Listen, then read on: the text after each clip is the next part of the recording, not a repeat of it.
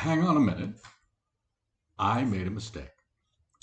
As you will undoubtedly recall from Monday's blockbuster episode, I thought that the actions inside of the Tennessee state legislature, in which two young black members were expelled last week, wouldn't help in any way to change the very lax gun policies in the state of Tennessee.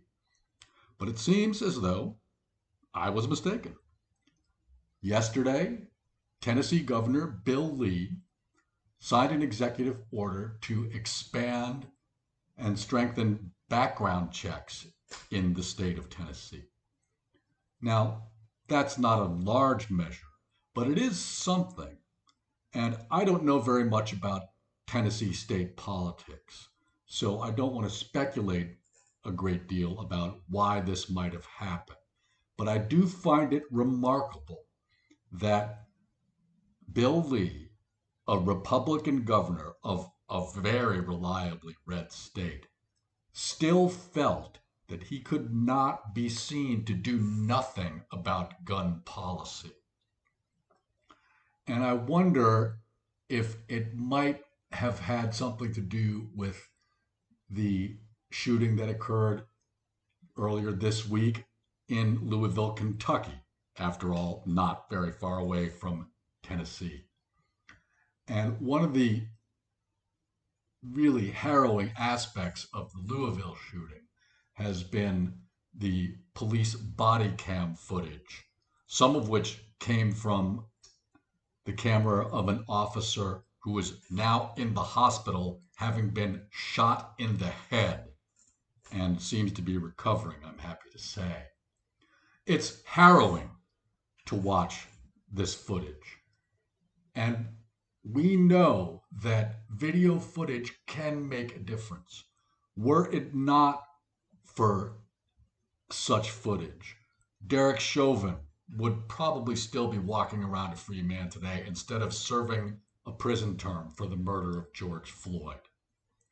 I also think that the footage of the January 6th insurrection presented by the House Investigative Committee last summer has helped to move the needle away from Republicans.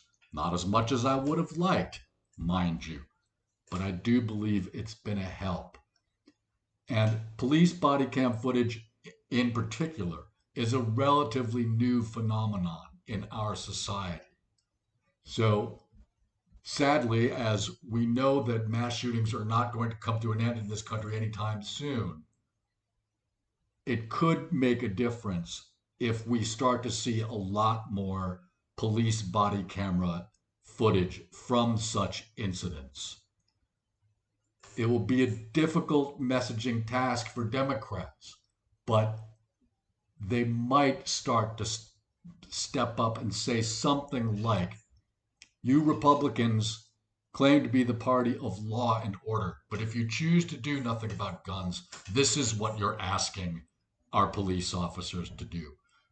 Do you want to back them up, or do you want to let them be out on the street facing down weapons of war every single day? Because that is what is happening in our country.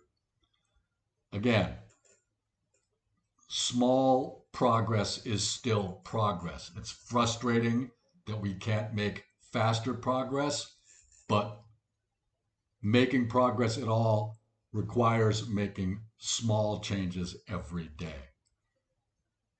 Maybe this won't help, but I think we should at least open our minds to the possibility that it might. Thank you very much for your kind attention.